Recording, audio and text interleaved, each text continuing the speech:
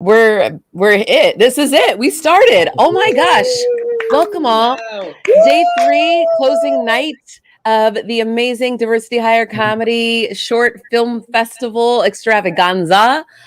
So happy to see you all with us again tonight. We made some videos this week. A lot of us cramped. A lot of us did these yesterday to get them onto our site by midnight last night. It was a race to the finish, I will tell you that, based on your audience suggestions that came in this last week. So I hope you all enjoyed that. But we're also going to have a great conversation today with a dear friend of ours, Lorna Silva. She's an improviser, actor, writer, translator, director. Hablas mucho español, and teaches in Spanish and English, and is one of our amazing instructors from the Bob Curry NBC Universal Diversity Fellowship at Second City, where we all met. And she is developing her own one-woman show as well, all about women from history who might have been overlooked, near and dear to my heart. If you watched my sketch this last week, I feel her on this. We'd like to welcome and bring in tonight our amazing moderator, Lorna Silva.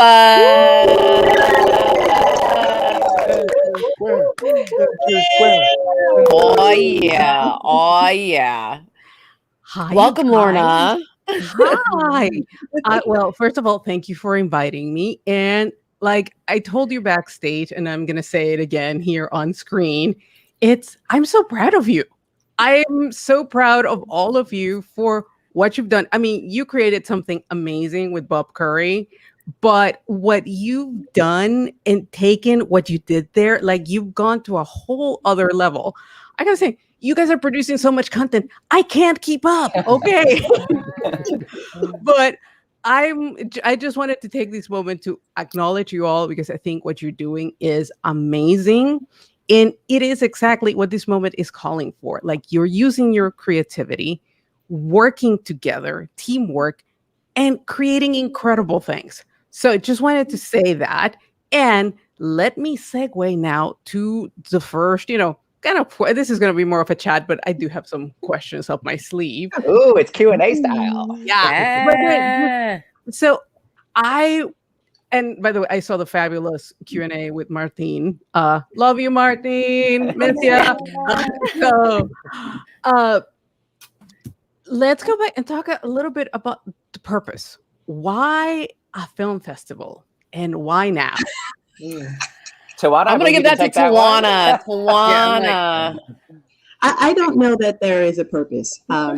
We joked about this on our other Q&As that, I meditate, I walk, I have these moments of divine downloads come up. And so we did the 28 shorts back in March. And I just felt like, okay, we did that. Now it's just going to sit here, all that hard work. And I was like, oh, we got a film festival. And I just pitched it to the cast, and there was no question. They yes-ended it that, and we just kept it moving and figured it out. Yeah. Yes. So, well, it's like, I don't know, in this, online world, it's like, do we clap like this? Do we clap the old way? Whatever. And so, and now that, we've done it, here we are, we're on our final day. And so you've created some stuff like on the fly, go, suggestions, let's go. So how does it feel for you to be now in this moment and taking it all in and like, hey, we did it? How does it feel? It feels like a huge accomplishment. Yes. I'm so proud. I'm getting echo from somebody now, so I don't know if somebody needs headphones or what you got going on.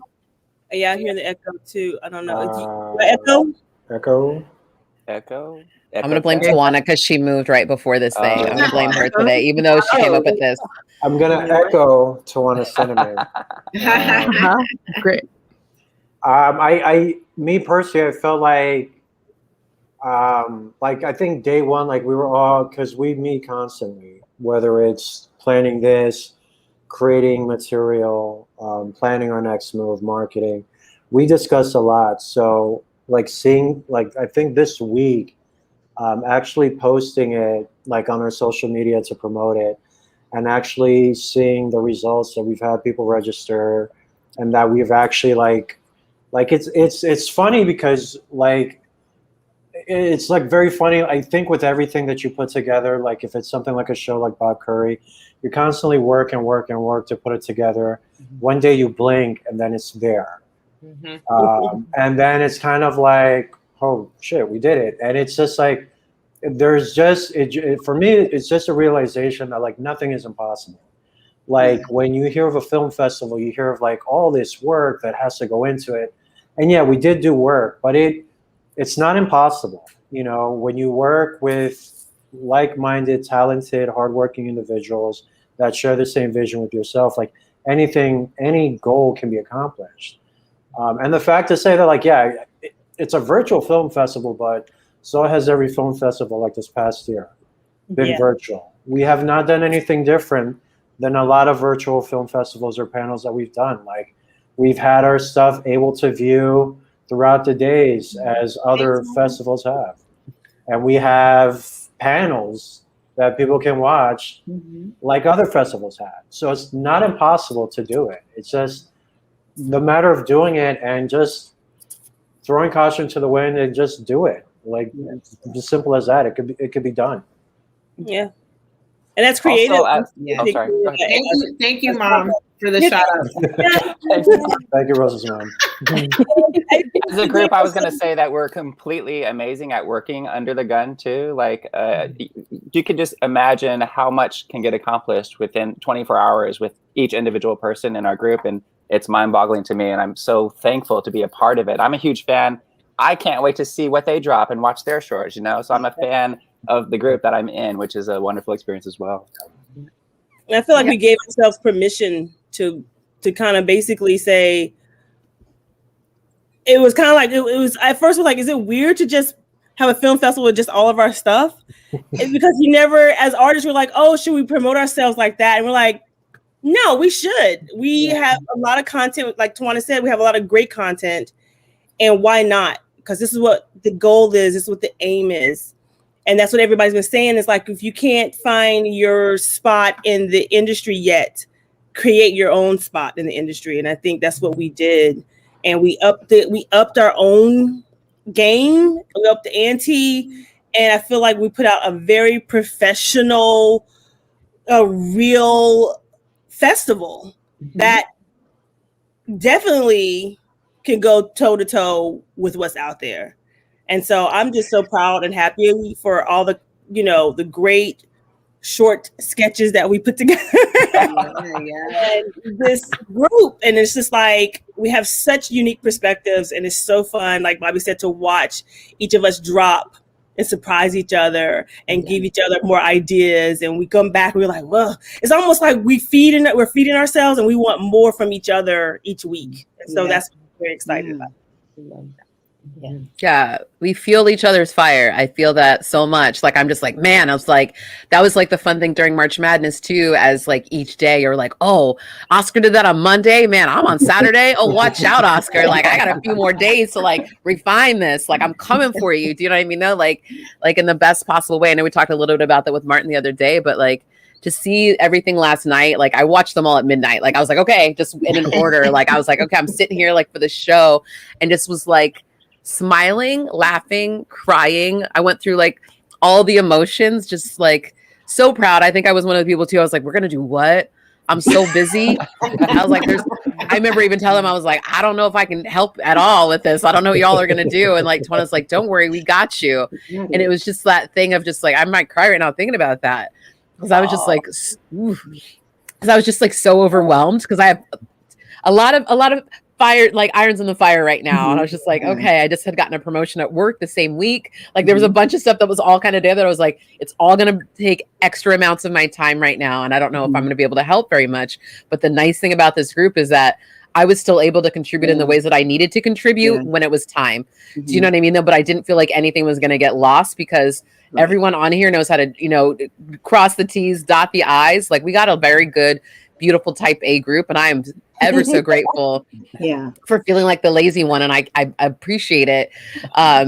Even coming in and still doing type A stuff. Like, do you know what I mean? Though, like, it's an honor to work with such talented people. And I used to work in PR and marketing for short films and for films in general, for independent films. I've gone to Sundance with the company I used to work with, and I've seen a lot of submissions, a lot of stuff. And to know that our stuff is eons better than so much stuff I have seen in my lifetime working in that profession as well, just makes me feel even like just over the moon. Just last night, I was just like, oh my God, I could watch this block, at Sundance and be so happy being like, I saw these amazing comedy shorts from this team, and just the quality.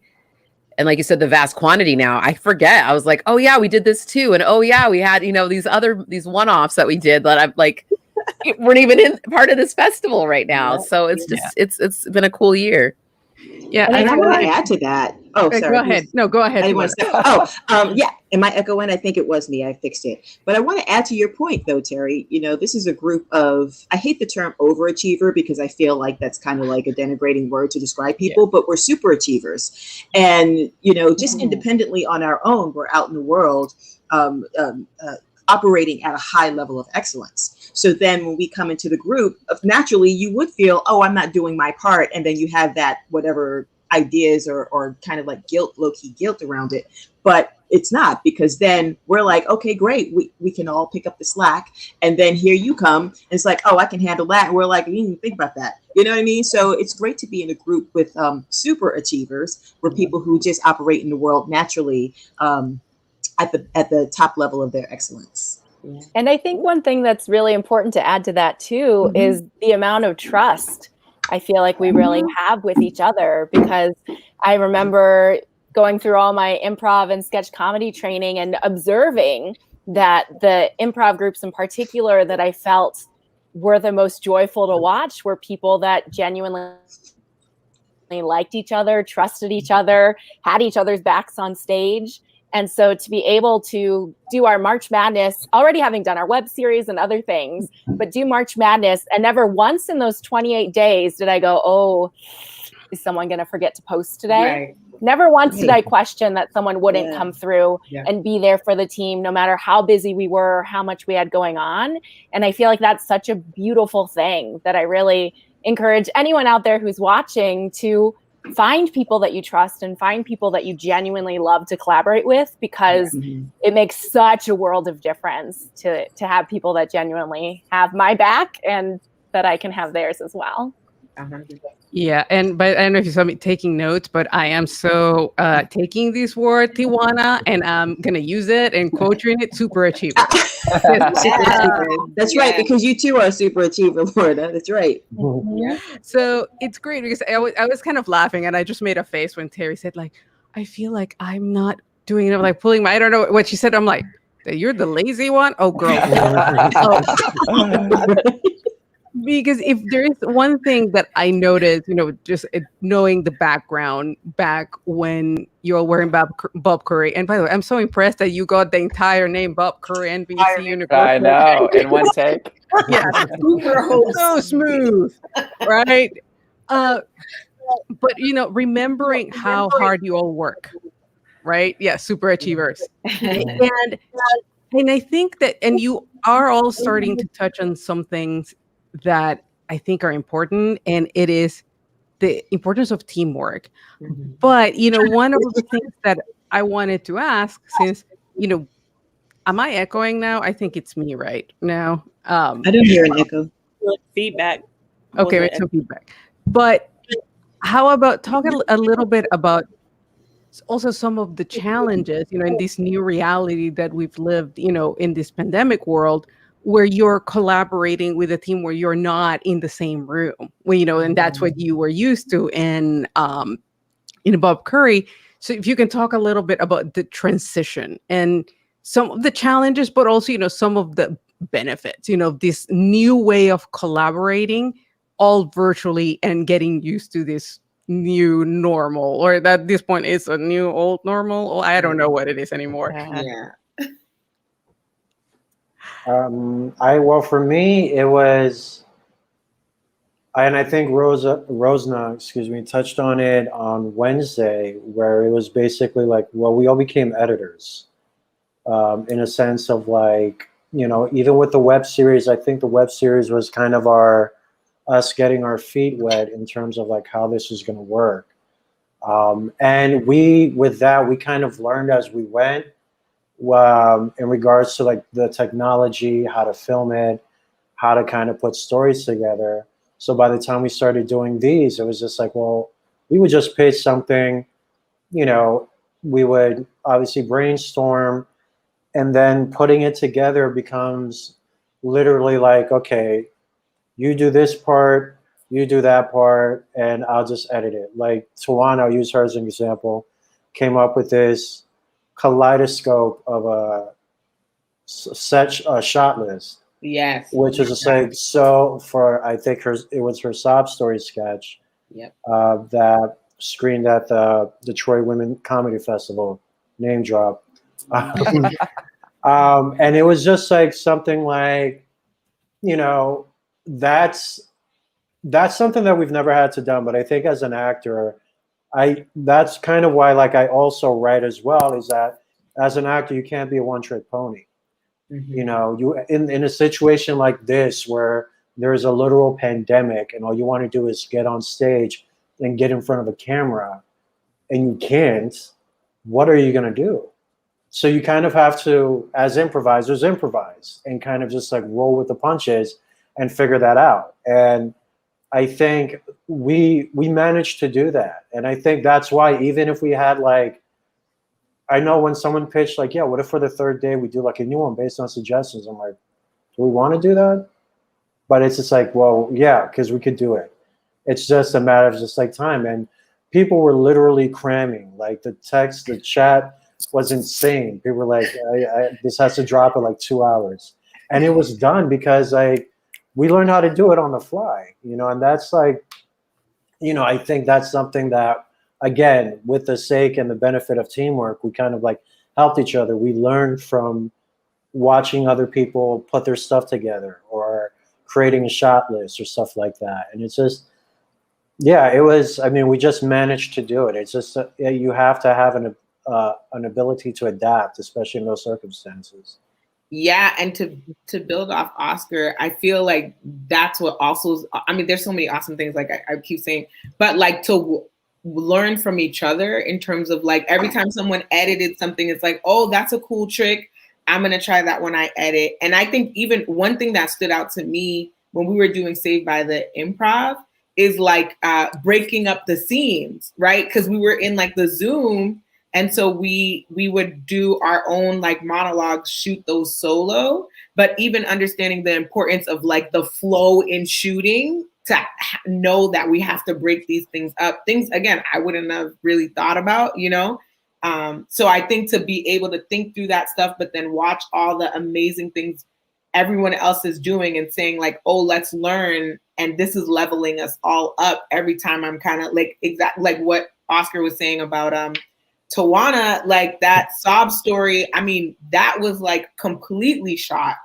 like individual. And I think that was the first one we have done completely individual. Am I wrong? Oh no, maybe a blue glass sketch, not right. I think, anyways, but that one was like a massive project. That was like 7 minutes, and it was all like Tawana gave us the shots. We put those, we did them, and then she made magic happen. I mean, to see it come out, I was like, wow, like So I do think to have to think creatively in this space and like how we can kind of push our limits, knowing like we're not going to be able to get together during this time and still make it work, was amazing to see. It's like being in a band, I just imagine, because I was talking to some people who are doing music together, through this whole thing. Do you know what I mean? Though, and like they're like, okay, so-and-so laid down their saxophone, so-and-so laid down their part, you lay down your track. And that's kind of what we all are doing, as like we get together, talked about the song and the flow of it, and then we all lay down our tracks and gave them to Tawana to like mix for us for that particular sketch. Mm-hmm. And I think there's something really joyous in that, of like, because we had built that trust by that point too, knowing like what people can deliver. So she had cast the sketch kind of based on like natural notes of each person in the group. Mm-hmm. Do you know what I mean? So she was able to write for us, knowing our voices and what we could deliver, and just trusted us to give her stuff and takes that were going to work for her. And that was going to make that sketch pop. And if anyone ever needs extra stuff, we'll, reach out, like, can you do this one more shot or add one more thing to finesse it? So it's nice to be able to do that and build something that we really enjoy. We just recently were part of the Dow Comedy Studio Festival as well, Laugh Riot Girl Festival. That was a couple weeks ago. And or was that a week? I can't remember now. It's like all running together 2 weeks ago, right? Anyway, but they were, it was because we're in this weird transition time of like being able to perform live in some places and still all that stuff. But we had already set our stuff up ready to go to be zoomed in for their Zoom. And so the nice part about that was not having to worry about the glitches of a Zoom trying to do an improv thing. We put together a nice amount of some of our other sketches that are not in our film festival that we strung together. We put a couple little bumpers here and there for it just for that festival. And I think that was the benefit of Zoom and technology, was being able to edit something that we knew was going to land, knew how the pieces were together. But when we put them all together, our 10-minute, 12-minute set, I was like, oh, this is a sketch comedy show. This really works. I was like, I didn't realize, I mean, in my mind, I'm like, we've been building a show. But I was like, no, we've really been building a show that like, I was like, this is a pilot. Like, it's like a beginning of a pilot. It's just, that's the benefit of doing this video and actually getting that translation. So I think sometimes that is hard, depending on groups we've seen that have translated from stage to screen. I think sometimes there is that thing of like, they know how to write for themselves on stage and how to build that, but it's a different beast doing shots, doing reactions, and getting that heightening on TV. And I'm just really happy we've gotten that practice, because I think ultimately I would love to be on a show. That's my goal. And so I feel like the fact that we get to practice this with this team, golden. I love it. And like, people are like, are you guys going to go live? I was like, we don't know. We got people across the country right now. Like some point, like Bobby lives in like he doesn't live in LA. Like, it's like, we got people all over. Like, it's great. So. And I would like to clarify. Quickly, I'd like to clarify that Terry is by no means a slacker of our group, because she edited our whole thing for Laugh Girl Riot. So I feel like it's just the thing that we all bring very different skill sets, which are very complementary for each other. And depending on our schedules and what we're available for, we all kind of sometimes lift heavier parts of the show or parts of our sketches than others, but it's very much equally divided. Absolutely. And yes. And then you were going to say, Tawana? I was going to say the exact same thing, because I appreciate being lauded, of course, but every person in this group has an idea. And so what we'll do, we meet every Thursday, and it could show up in a text or an email or during our talks on Thursday, where somebody will pitch this idea. And then we'll workshop it a little bit, and we'll talk about, you know how improv is, like, well, how about this? Can I pitch that or whatever? And then whoever made that pitch, then they'll take all the information, they'll go back and they'll craft it, and then shoot us what they need. And then we film it, and then that person will edit it. So it's pretty much just like, I don't know, maybe Saturday Night Live. Well, maybe not, because whoever pitches something, they're going to be in charge of writing it, casting it, and then directing it in a way by telling us what they want, and then editing it. So everybody has been able to do that. And as we're talking about Laugh Girl Riot, I always invert it. But as we're talking about that, because initially we were going to do it live through Zoom, and we were going back and forth, and then finally we just realized we have so much. Why don't we just put these pieces together? And it was a little bit of everybody's pieces that we have done over the year that we were able to just put it together. And then, just like you said, Terry, it's a variety show or a sketch comedy show, which it didn't occur to me until you just said that now. But yeah, we've been doing kind of like a Flip Wilson or Black Lady sketch comedy, like any show that's doing that, that's what we've been doing without knowing it. One thing that I wanted to say, which is probably one of the most absolute highlights for me, is let's say it's a sketch that I pitch, and I'm asking Rosa and Tawana and Tress or everybody for all these stupid, crazy reactions. And then I just get like 10 or 12 reactions, and I'm crying because I'm laughing so hard.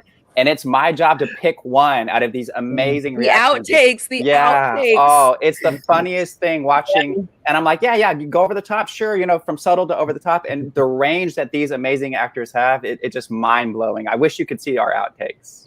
Yeah. I think that's a sign that we need to see the outtakes, because that sounds like a nice little, kind of post-festival project, and since two of you have already brought it up. I'm just going to say, I was going to save this for the end, but I'm just going to ask it now because why not? So, because I've heard you, like, you already have like a mini pilot. You're talking about a sketch show. So let's pretend, if I was the genie that could grant you the wishes and you could have what you want out of this, out of diversity hire comedy, what would you want out of this? You want like your own sketch show on tour on Broadway? What would be that big dream that you could, it's available to you? What is that? I think it's individual for each of us, actually. We have okay. So I would love to hear that, but also I would also like to hear, like, if you see that there could be some collective vision coming together. But I love that, Bobby, of taking it one at a time on that. Yeah, I would definitely love to see a sketch show with a cast that's us, if not us. Like, all right, three season order at Netflix, production banner. But in all seriousness, it's like, and I think we touched on this the other day. It's just like there have been so many other, so I want to mention Black Lady Sketch Show as like a perfect example of just like, SNL, which I love. It's a great show, but I feel like it's held to a certain standard as if it's the only sketch show. And it's not. There have been so many other sketch shows that have come before it and during it, and there will be more that come after it. But you really don't see one that, with the exception of maybe In Living Color and Black Lady Sketch Show currently, that is just like all, BIPOC performers and actors and writers and stuff like that. And that's something that I would like to see. And I don't see why it can't be us. We're already doing it. Yeah. We just need someone who gives us money to up the budget. You know what I'm saying? That's just it. Because I think I think that's something too that spoke to this group. We came together at a very difficult time. And a time where it's very hard to be creative. And we found a way to do that for a year. Like, we didn't just be like, okay, we did the web series, let me go cry in my bedroom. No, we kept going because there was a need for it. And it kind of like, it fueled us and we fueled each other. So I don't know. I don't see why I don't mind seeing that. I would definitely love to do that. I think we have the talent here to make an awesome show. I would love to see where we could actually take it as a collective. Of course, I think we all want to be on a sitcom or have these individual accomplishments, of course, as actors. But, as out of package deals, you can get individual deals. But we're so creative and we have such good content that I can see us, like you said, Oscar, on, unfortunately, Astrology Club. They didn't make it. No. But, Astrology Club, like, these streamers or networks are always looking for new comedy content, and I think we have strong enough something this strong that we could present if we wanted to. And I would like to see where we could possibly go with this as we continue to just continue to put out content as a group, individual content as well. But it would be nice to see where we possibly could take this, because, like you said, it's nothing like this on the streamers or TV right now, especially as diverse as we are. We're pretty much hitting like all the ethnic groups in this group, and being majority woman group as well. So it would be nice to see us in the world presenting our comedy, our talent, our skills and experience out in the world as a whole. Yeah, and to piggyback off Oscar and Trust, I feel like what's cool is like, if we were to do this, because I would love it. I would love for us all to be collectively working on a show together. But I think what's cool too is if we had the opportunity, it's like you get to work with people you trust, who you can rely on, who you can really have real conversation with. And I'm like, any show that I've like I love New Girl, and I've gone down the rabbit hole of all the behind the scene conversations, and they talk about the improvised scenes, and I'm like, it's cool because they were actually like a cast that connected, and they were able to create things that like the writers didn't even write. Like there were scenes in there that they were just riffing that made it on TV, you know? And I feel like working with a group like this that we can trust, I'm like, it'd be cool because we'd be able to create content like that. We'd be able to have moments like that where we just be like, that's cool. Like, I'm going to do this and they all have my back, you know? So I would personally love that. I'm HBO, Netflix, Amazon, whoever wants to take us, you know, we're here. We got a website. You already got a show. Email. We just need a set to actually be in the same room. Exactly. And someone to pay for the COVID tests. In the That's all contract. we need. She's going to read all the contracts. Yeah, Tawana's going to read all the contracts. Yeah. No, we will hire a lawyer. Yeah. You were a lawyer, Tawana. I thought you were. She's such an advocate. I think that's something else I just would love to, like, just as an advocate for artists. What's been really cool is, like, I think this is a big reason why Tawana wanted us to do this as well, because it was like part of her brainchild, like, that brought us together. Is just really being advocates for artists. You know what I mean? Though, like learning how to advocate for ourselves as artists, I think has been something that's been really empowering over this time too. It's given me, I think, and all of us, I think, at least for me, I'll speak for myself, more power to say yes and no to certain types of projects that my agents might approach me with at this point too, just because I know what I can bring to the table, and like realizing that and waking up to that.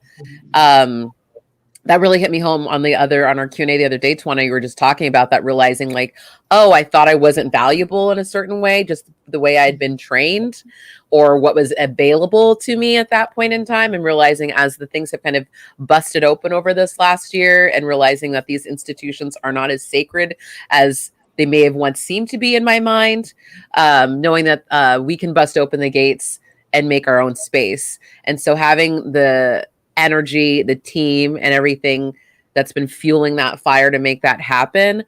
Again, I'm just really, really grateful for that. But I think the sky's the limit. Like, we can really build that out because we know how to advocate for ourselves in a space. And again, building off Terry, I think what's also, yes, Mom, manifest. I think what's also cool to that point is that, like, even when we're unsure as a group, like I for sure will have questions. I'm like, oh, I don't know, this might feel weird. And then the group to just confirm, like, yeah, no, that something's wrong with that. You know what I mean? To have a space where we can send a message to a group of people we trust to be like, is this weird or is this normal? Has been amazing. So yeah. So Bobby, you wanted to say something? Yeah, I was going to say, well, first of all, to answer your original question, I think we would kill in anything: sketch show, series, pilot, film, feature film. I think we would kill. Broadway. But one thing, Broadway, sure. I did want to bring up is sometimes we have our backs. And so, like, I remember I'm like, oh, hey guys, my agent wants me to read for Chinese guy number 2. And I returned, I was like, no, fuck that. I was like, you're right, fuck that. I'm not going to do it. Like, we have serious talks about things that we can only talk to each other about, that people don't even understand, like what it feels like to be brought in for Chinese guy number 2. Like, what that means to me and how we feel about that.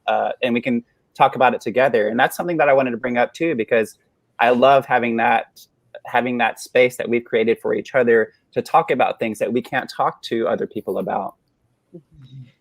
Yes, and thank you for bringing that up, Bobby, because that was one point that I wanted to ask you, and I also echoing something that Tress had mentioned. I keep pointing, like she can see that I'm pointing at her, and it is the fact that you're such a diverse group, and there's something that I love, and I remember each of you through your process bringing your authenticity, bringing your background, your world of knowledge that only you have because of the families you grew up in, the communities that you grew up in, and all of you coming together. And honestly, I think that's something that we need more of, where it's more integrated casts, multiracial integrated casts. That's something that's really necessary in this world. And, and I wanted to hear more about, and I'm so glad that you brought that up, Bobby, about what it was like, to be able to be with a group, especially in the world that we're living right now, in this last year,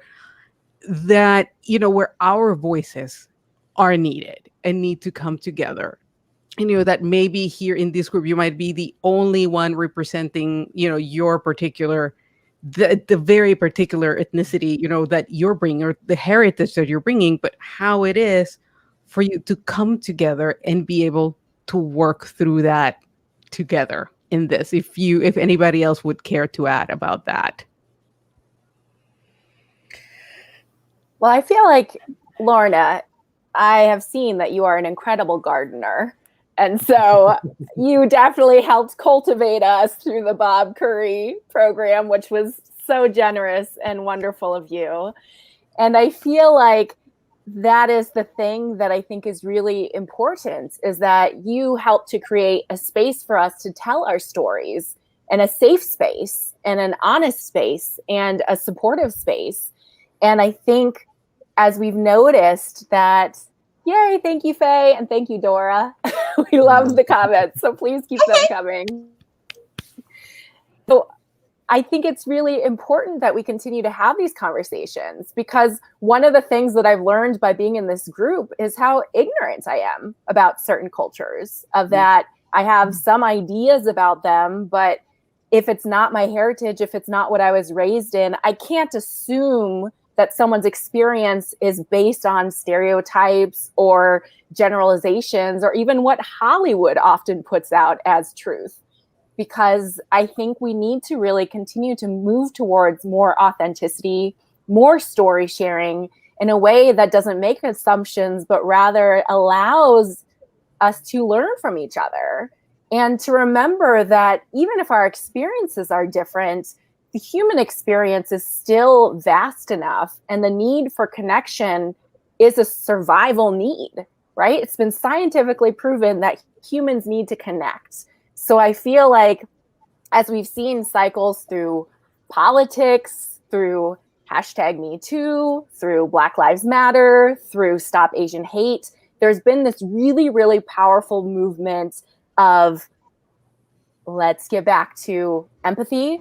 Let's get back to conversations that need to happen, and not in a cruel way, but in an honest way, in addressing what human conditions actually are, and how do we treat everyone as humans with kindness, with uplift.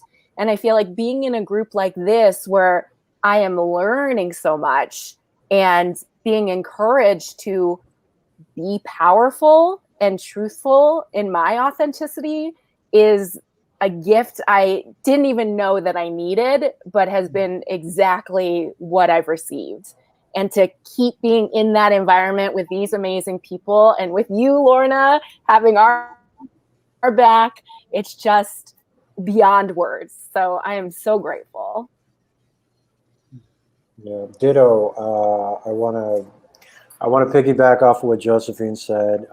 I mean, I honestly, the conversations that we have, aside from what we're doing, our career goals, I would not have, or I know for a fact I haven't had any conversation similar to that in any other sketch or improv group that I've had, for very obvious reasons.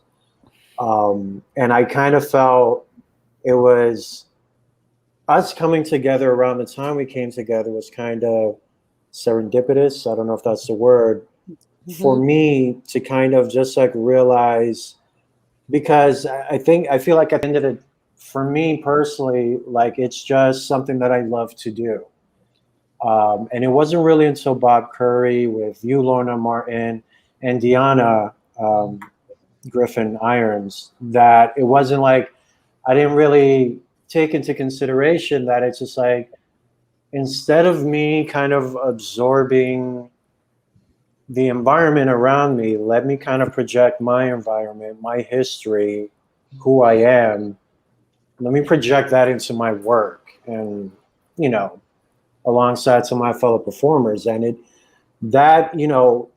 with that knowledge, with what's been going on this past year or two, and getting together with Diversity Higher Comedy, it's been eye-opening as a performer. and as a human being, because there are things where it's just like, Tawana touched on it the other day, where there are times where you don't feel valued, but then you realize the value, you always had it. You just never knew you had it. And it's not until we talk and we have like these conversations where it's kind of like you feel stronger. And, if I were, and that's the thing. It's kind of like I tell my wife, shout out to Dora. What's up, Dora?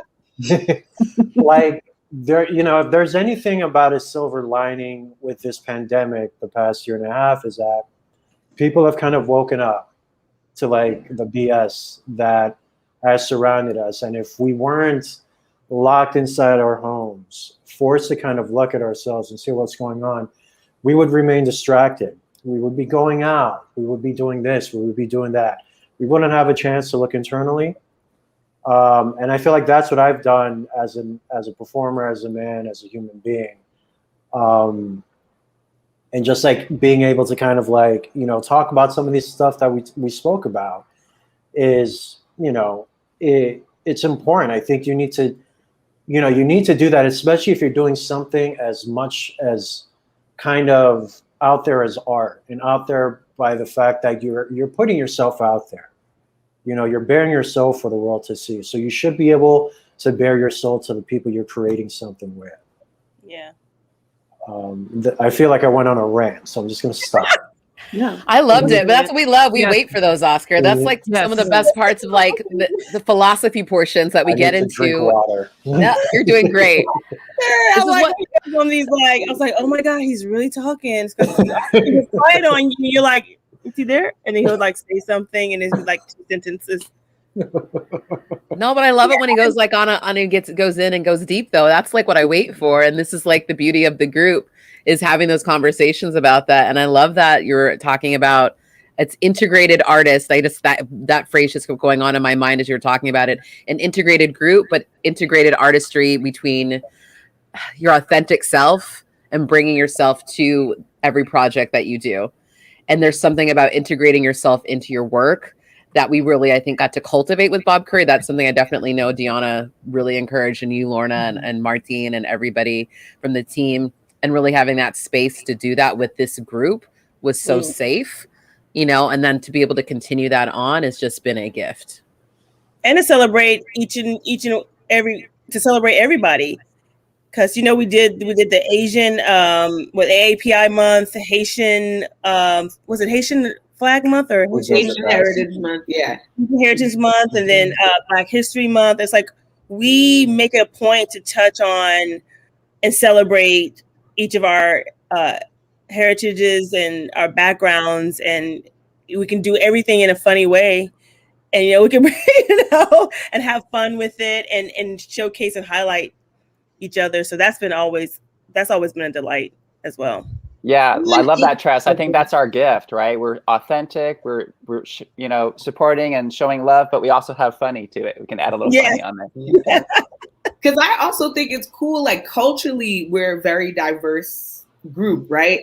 But I think also like individually, like the things we're interested in are very diverse too, right? Yeah. Like Terry, horror podcast, I support you. I'm just scared. But like, and a trunk of costumes. Who knew? What costumes? Oh, girl, I have so many clothes. I have a whole wardrobe in my garage. Everyone's like, "Where'd you get all those clothes?" I was like, "From my house." Like those are all here.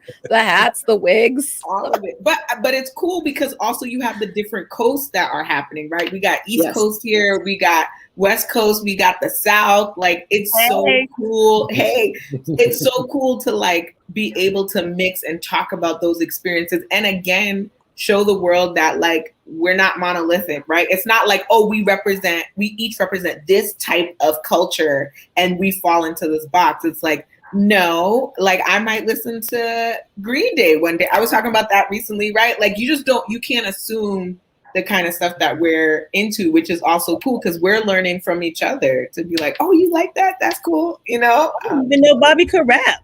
Yeah, exactly. I still don't know that's a true statement. Bobby can rap, y'all. Go check out that music video. Stop playing. There's a cameo. When you sent me that track, I was like, okay, I'll get on that. You want me to be what? Okay. I got a wig for that. I had the look. I was like, tell me, what do you need? And I was like, I got it. Yeah, she does have it. That's for sure. Very hot girl summer. You know, one thing that I wanted to say that I love about what you do, and the thing is, from my perspective, it is translating in the work that I see. It's like, it's very funny. If people watching haven't watched, you should. But, you know, the thing is, you have fully realized characters that are funny, and they're multidimensional. Because let's face it, Hollywood, the world at large, we are reduced to our ethnicity, right? We are reduced to the color of our skin, and that's how we are perceived. But like you said, there is so much dimensionality to each of you, and the interest in all of that, it is showing in your work. So I just wanted to say that and give you guys that shout out. And I would also say to anybody watching, one of the biggest values that I see out of this, if you get nothing out of this, is that you need to surround yourself with people that you trust, that have your back, to start creating something together. That is clearly, you know, where kind of the creative process is going. Because one thing that I wanted to mention, I think I may go on a little rant, guys, like FYI. Yeah. We like rants. We like rants. Yeah. You know, just a couple of things in the sense that, you know, it's very clear that you're respecting each other's spaces, because we need to make a living, right? And I think there is this myth of the starving, suffering actor or artist, and that's where great art comes from. And, you know, no, that's a big myth. That's a big fallacy. It's very clear. So what I'm seeing here is that you can create great art with a group that you all pull your weight. And when somebody needs more, it's like, oh my God, I got a promotion, I'm really overwhelmed. We got you. So that's where we create that space where we nurture ourselves, you know, nurture artists.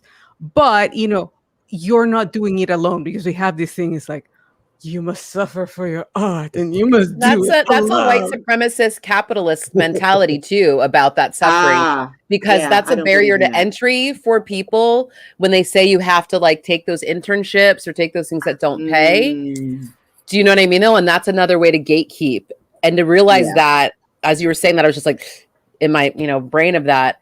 That's what stops people from being funny or being able to enter comedy. When people wonder why there's such a disparity, it's like, if you don't have, you know, money or historical wealth backing you up to usher you into that position, so many of our favorite, you know, artists and singers and stuff like that, you look down the little rabbit hole, you find out their last name is, you know, related to somebody in the industry, or like you find out they're like, you definitely have an inheritance, even though they look like they're, you know, dressing like whatever. You're like, oh, okay, it all comes together now.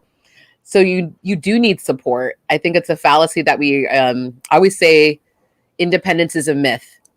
I talk about this with my like nieces, my family, like the kids coming up right now. They're like, I just want to be independent. I was like, independence is a full-on myth. Everybody you see who is successful has help. Every woman in power who has kids has a nanny. Do you know what I mean though? Like every person has somebody. I just was like, to get down the road today, you had to have somebody build this stop sign. You had to have somebody build this for you. You had to have somebody harvest your food.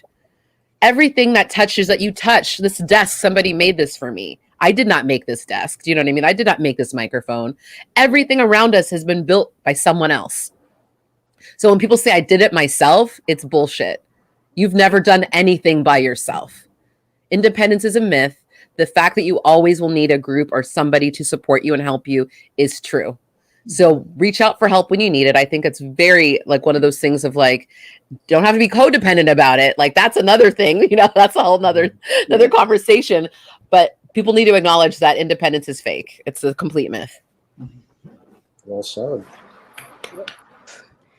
And I think that's just to tag on to that. I think it's also why it's so important. The kids that I work with, the adults that I work with, when I coach them, when I help them, I really encourage self-care, because so much, as Terry was saying, is this idea of workaholism, which is often, you know, put on people who do build the country, who do the grunt work. And so being a person of color, I think it is important to break those generational trauma bonds, the generational poverty bonds, and really know that work is meant to sustain, but there is a work-life balance. And I feel like actors are often taught that you need to be able to audition at any moment, however many pages for whatever project. Like, if you want this, you better say that yes, and you better be ready for whatever they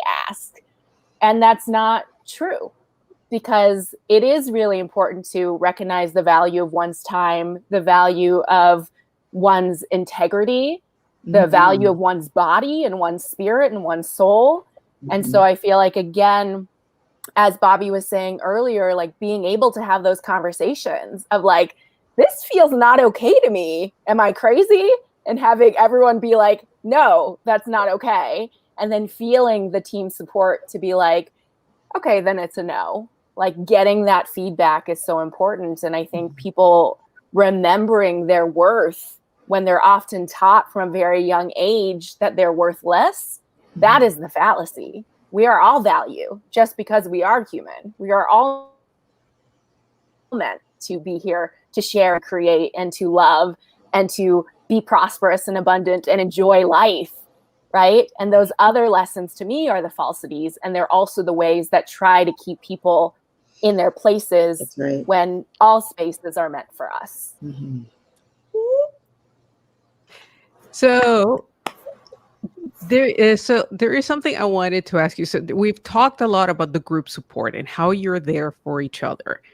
And I think that this is a group that's big enough where there is also space for your individual dreams, for the dream role, the dream job. I think that there's no doubt in my mind that there is full support from the group to go for each of you for that dream role, dream job. So that's what I would like to hear from each of you. What would be like that ideal, the dream role or the dream job? Thanks, Lonnie. Hey, Lonnie. Happy birthday to you and I. First, I would like to say that, there's no real blueprint of this with people of color. So I have to go to the blueprint that is white, European. And so the blueprint that I choose to go to is Adam Sandler, Tina Fey, Amy Poehler, those groups of people who always are off doing their own thing, but always bring their friends to the party. So, for instance, if you think about Tina Fey and Amy Poehler, they always put Rachel Dratch in their films. Everything. You think of Adam Sandler, he always puts, what's the guy's name? Rob Schneider. So he's always they're always employing their friends who maybe the world Hollywood doesn't really get. And I appreciate them for that.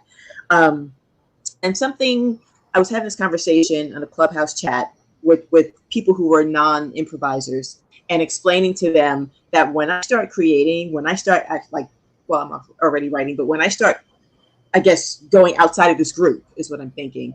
I'm not holding casting. I'm not hiring a casting director to, maybe I'll need somebody to negotiate deals, but we know so many talented people within our circle and 10 stanchions outside of our circle that we can bring in and be like, here's a script, I wrote it just for you, and they can, nail it. But to answer your question, the main thing for me is really producing and directing. And so that's really the way that I want to go, because I like to be able to have this control, not in a sense of controlling people, but in a sense of, like we mentioned before, I have all these ideas and I want to be able to birth them. And I'm no longer waiting for companies to come and find me.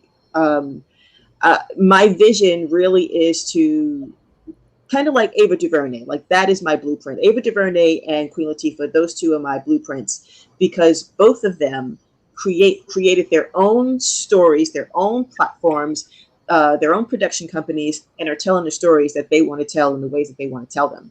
And so that's who I look to for my creating my own. Oh shoot, I was about to say studio, maybe. Who knows? But really, that's where my vision is. My vision is about creating my own thing and then inviting my friends to come and play with me, and let's all get paid and have fun and go and eat healthy and or not, have burgers and beers and travel, and then come back and play again. So that's really like a portion of my vision. I love it. I'm with you on that, Tawana. I didn't even realize how much I like directing and writing and directing my own projects. Just doing these sketches, I was like, oh, I have so much fun with it. Yeah. So I think directing's on the horizon for me. In terms of blueprints, I like the Regina King one. Mm-hmm. You know, where you work and then you go off and do your own projects, and then you come back to other people's projects and do all these great things with, you know, own production company.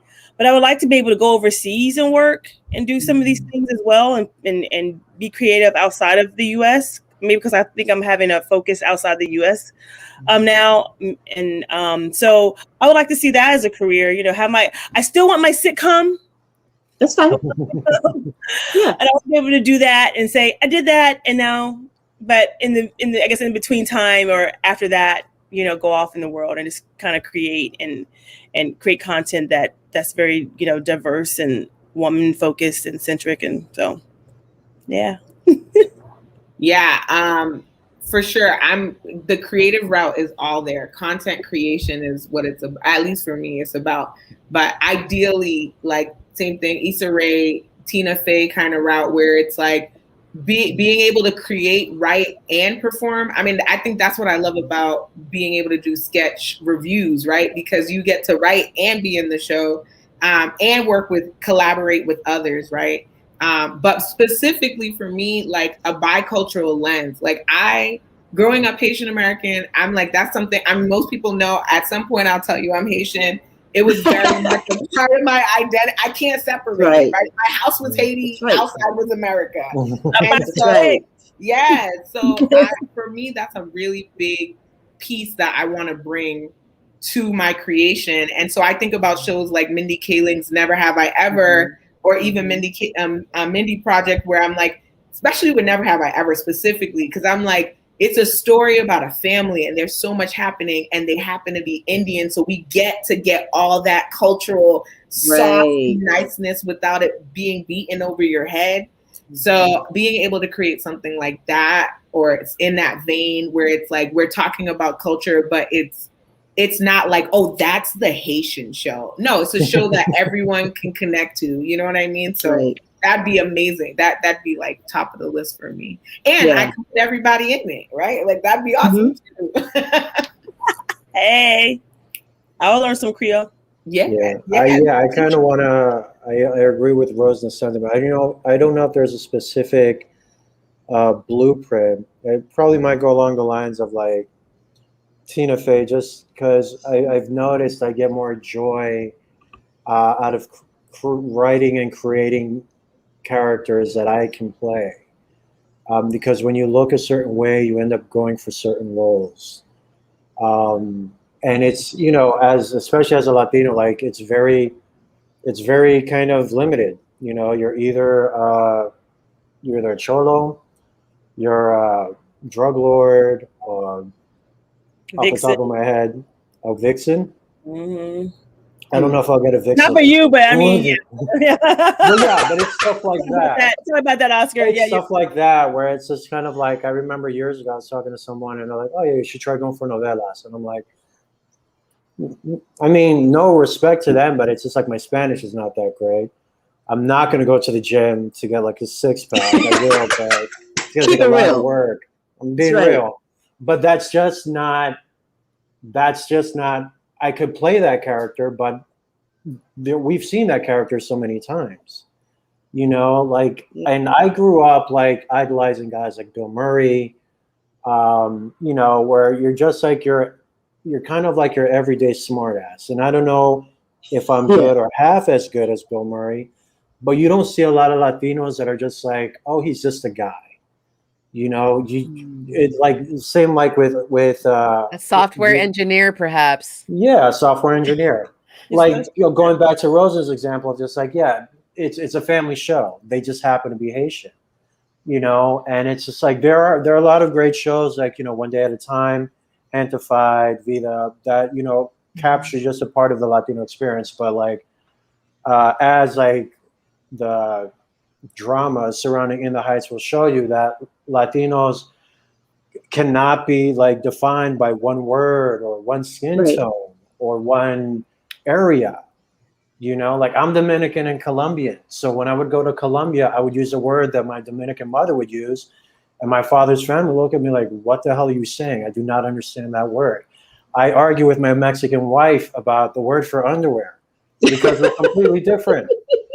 It's completely different. And hopefully, like, I just hope like the work that I create can show people, to help open people's eyes. It's like, oh yeah, there's like, it's huge. It's huge. We can't be limited to like this handful of nationalities or characters that you think like there's so many stories to tell. So hopefully, I don't know what medium, film, television, or stage, but I just hope whatever work I create kind of adds to what's already going on and helps get that across. And Oscar, can you just state for the record, what is the Spanish word for underwear? Well, great question. I'm glad that you asked that. I grew up calling it pantaloncillos. My wife will tell you it's chonis, but it's pantaloncillos to me. It could be pantalones. It depends on where you're from.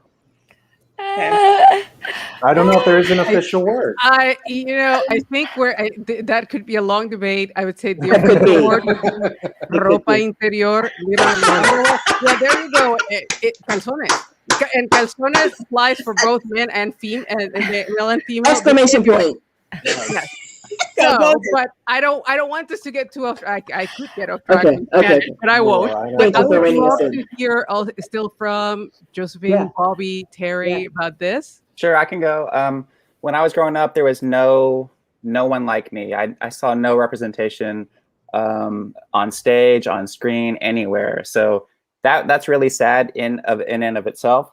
But then if there was any representation, it was very emasculated or made fun of or just ridiculous, stereotypical, over the top terribleness. So part of my goal, part of my reason for being in this world and in this industry is to be somebody that people can see, oh, he's kind of representative of me. He's like, oh, is it possible for an Asian man to be a lead? Is it possible for him to be kind of sexy, kind of, like not like cowering and bowing down to everybody as a servant? Right. Like, is that possible? And hell yeah, it's possible. And I just, it's almost hard, Lorna, to even talk about this because it's going to make me emotional just thinking about how there's nothing. Growing up, there was nothing. Like literally, oh, maybe, have you seen, what was the movie? Have you seen Joy Luck Club? You have Joy Luck Club, like, it's like, wow, thanks. So yeah, I would just love to be a positive change. And it looks like it is starting to change a little bit. Like, maybe Asians are like 1% now instead of 0%. Right. So that's an individual goal. I mean, I love this group. I want to do stuff with this group. I love them dearly. But individually, that is one thing that I'm looking out for. So yeah. Absolutely, yeah. Bobby for leading man.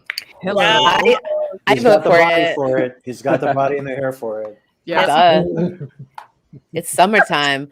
For those that haven't watched his sketch yet, check it out. He's definitely the leading man. I love it. I love this group. I want to continue creating obviously more stuff with y'all, but I also am in development of like a couple of talk shows because that's my jam. I love to host. I like to make that kind of stuff happen. So working on it, like it's just, meetings and dreams. So trying to make that happen. So, looking out for a talk show for hopefully by the end of the year, this next year. So the Terry Gamble Show.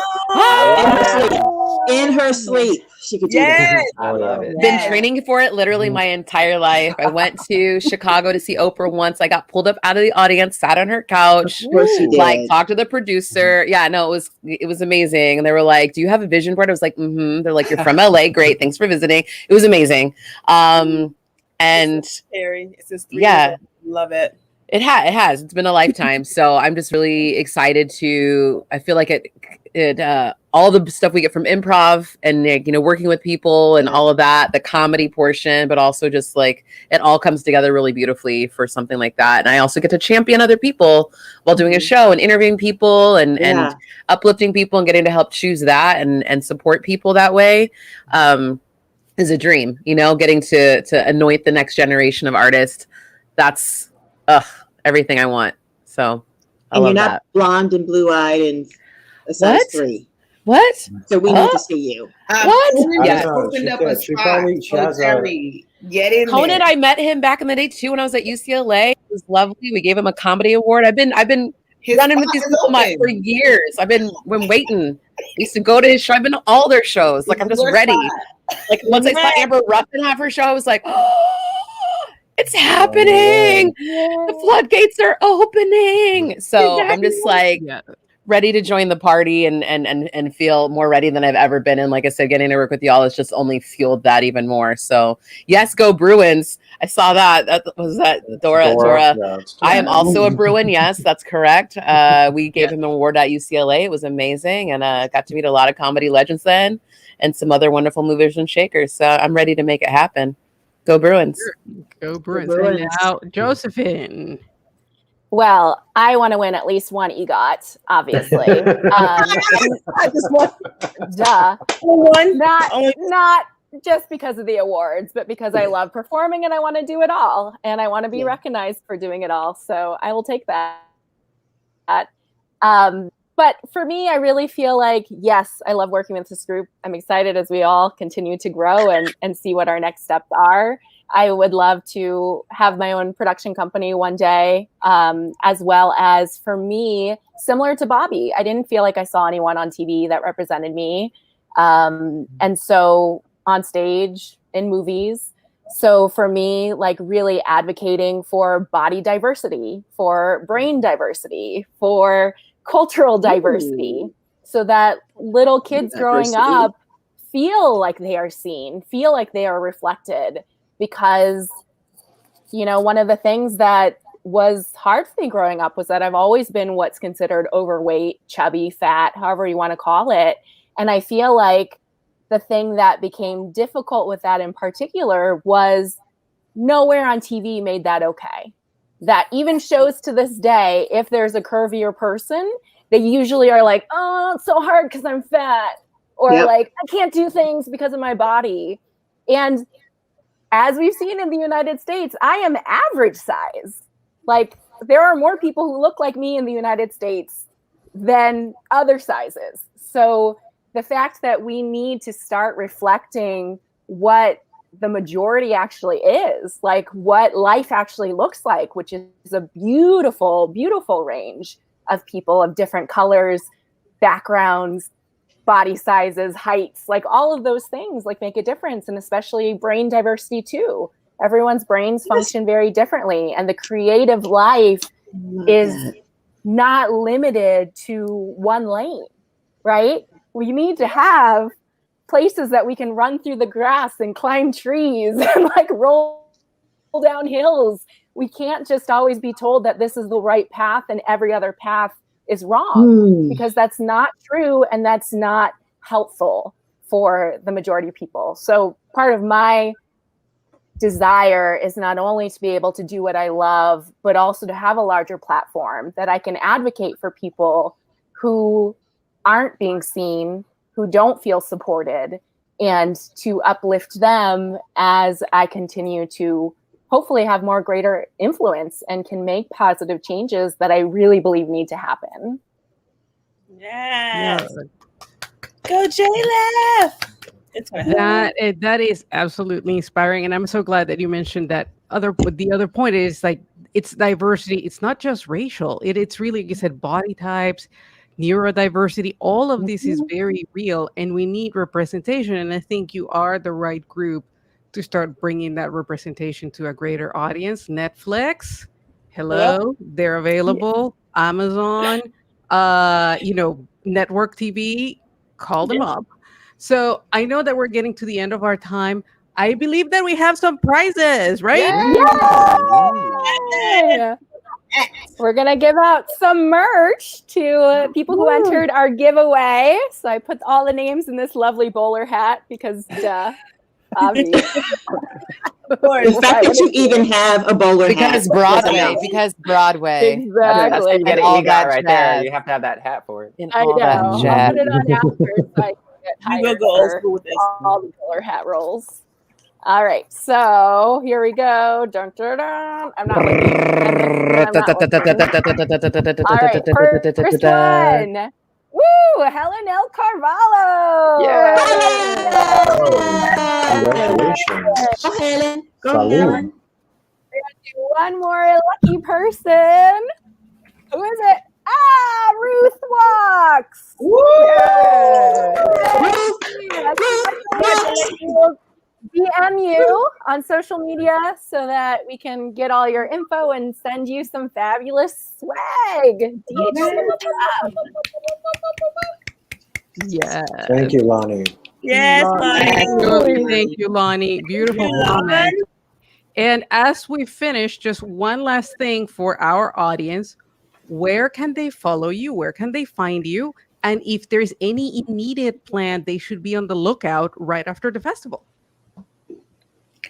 You can find us at Diversity Hire Comedy on pretty much all the social media platforms, Facebook, Instagram, Twitter, and you can also find us on our website, Diversity Hire Comedy, for more videos and updates. And make sure if you haven't already, if you're watching this, you probably joined our mailing list initially for this live broadcast. But if you're watching this later on in video on demand on the YouTube, then make sure you follow us there and join our mailing list. You can be kept up to date on all the adventures that we are up to and out and about doing.